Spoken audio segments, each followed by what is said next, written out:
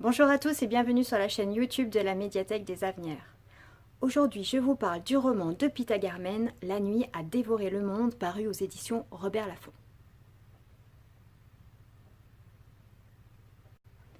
L'histoire se passe à Paris, dans un immeuble haussmannien. Là, Antoine Vernet, écrivain, est invité par une amie, une connaissance, Stella, qui est par ailleurs pianiste et également femme d'un producteur avec lequel Antoine Vernet a collaboré. Vous me suivez ? Antoine Vernet est écrivain donc, mais malgré la sortie d'un premier roman, il n'est pas très populaire. Ah ça non, ce n'est ni Gilles Le Gardinier ni Guillaume Musso, non. Du coup, pour parvenir à boucler ses fins de mois, il écrit des scénarios de soap-opéra pour la télévision et également des romans sentimentaux calibrés. Vous l'aurez compris, professionnellement parlant, ce n'est pas la panacée. Et sentimentalement parlant non plus, puisqu'il vient de se faire plaquer par la femme de sa vie, Noémie.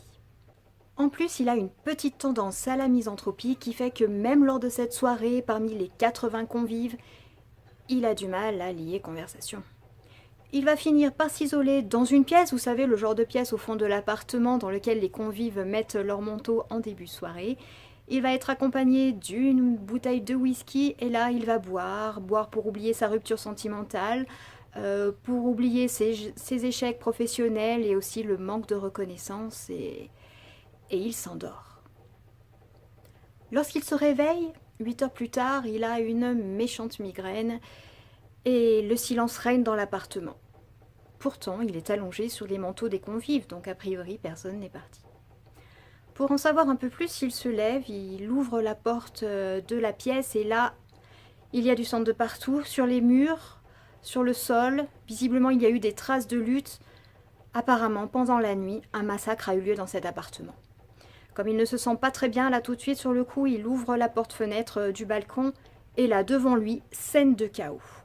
Des coups de feu, des klaxons, des sirènes, des hurlements, enfin bref, une véritable scène de film d'horreur, sauf que là, nous sommes bien dans la réalité. Pendant la nuit, les zombies ont envahi le monde. Oui, allez, c'est à toi maintenant, allez. Antoine Vernet se retrouve à la fois prisonnier et protégé dans cet immeuble haussmannien. Il va s'organiser pour survivre. S'organisera-t-il mieux? Arrivera-t-il mieux à survivre et à s'imposer dans ce monde-là, plongé dans le chaos, que dans l'ancien? Là est la question. Ce roman de Pita Garmen, alias Martin Page, n'est pas tout récent. Il est paru aux éditions Robert Laffont en 2012.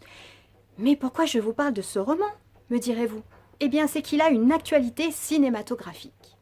50 ans après la sortie du cultissime La nuit des morts vivants de George A. Romero, Dominique Rocher se lance dans un premier long métrage, l'adaptation au cinéma du roman de Pita Garmen. L'adaptation a été présentée hors compétition au Festival du film fantastique de Gérardmer en février dernier et il sort aujourd'hui, mercredi 7 mars, sur vos écrans. Tout comme le livre, il s'agit à la fois d'un survival horrifique et d'une réflexion sur l'existence humaine, sur notre rapport aux autres. Les zombies représentant ici ce que le personnage principal craint le plus, à savoir les autres. On ne dirait pas, mais il y a en fait beaucoup d'humour dans ce roman-là. Moi personnellement, j'adore le passage avec le chat. Et bien voilà, cette vidéo est finie pour aujourd'hui. Si le livre vous tente, n'hésitez pas à le réserver sur notre catalogue en ligne à l'adresse acv.bibenligne.fr et je vous dis à dans 15 jours pour une prochaine vidéo. Bye bye!